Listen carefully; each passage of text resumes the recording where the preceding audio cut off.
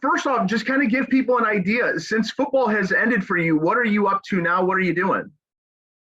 Yeah, work for the Highland Group doing insurance, work in business development. So just trying to find opportunities for us, whether it's property casualty insurance, employee benefits services, or personal insurance.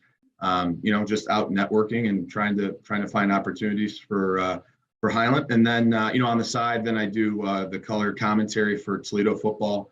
And so that's kind of my way to stay close to the game and stay around it. So it's busy. It's a busy time of year for me. But it's fun. I love doing it. All right, it's the week. Like it's Michigan Ohio State week. Do you still get the juices flowing every year around this time? You start thinking about this week? Absolutely. I mean, this is. I'm sure Jack said the same thing from an Ohio State perspective. It's the reason that you go to a Michigan or you go to an Ohio State is to play in games like this, and in this game in particular.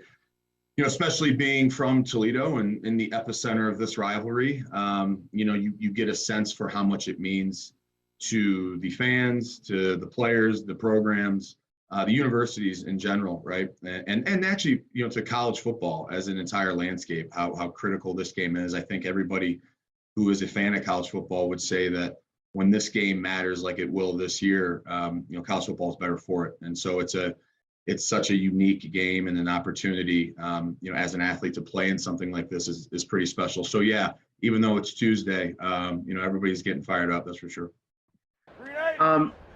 It's been a long time. It's been a rough road for Michigan fans, for Michigan players, alums, all those things. How difficult is it every single year as somebody that played in this rivalry to know that, it's been a long time and it's been a rough road? How tough is that on the Michigan side?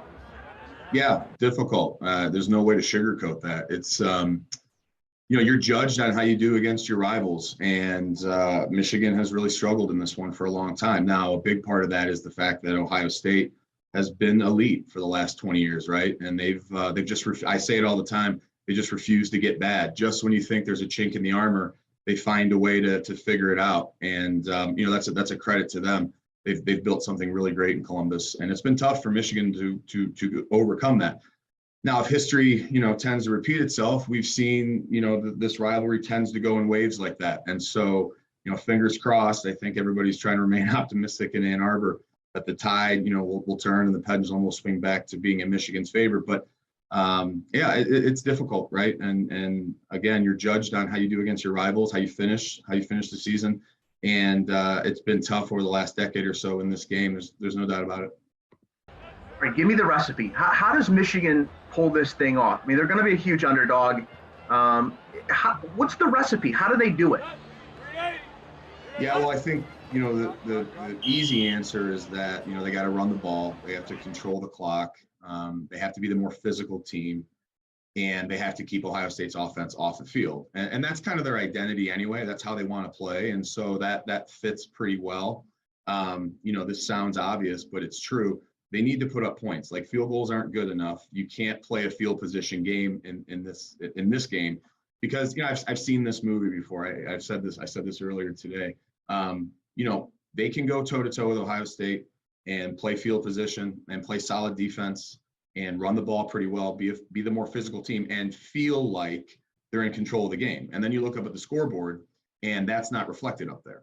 And then Ohio State will make a couple adjustments because they're very smart, and they'll figure out a way to put up 14 or 21 quick points, and everybody turns around and goes, geez, what happened, right? So you have to be able to finish drives with touchdowns. And, that's going to take explosive plays. That's going to take probably some turnovers, maybe a big special teams play, something like that. The recipe, the nuts and bolts of it are be the more physical team, run the football, and get to CJ Stroud, right? And you got a freshman back there playing quarterback who has not played in a real hostile environment yet, and who really has. I don't think Ohio State has been challenged all that much, save for Penn State and Oregon, who Penn State goes down to the wire with them, and Oregon beats them, right? So a hostile road environment, Aiden Hutchinson and Ojabo playing end, Mike McDonald, a defensive coordinator that hopefully can dial up some exotic things to confuse that Ohio State offense, and a young guy back there who's going to try to do something pretty incredible, which is be a freshman and go on the road to the big house and get a win. So,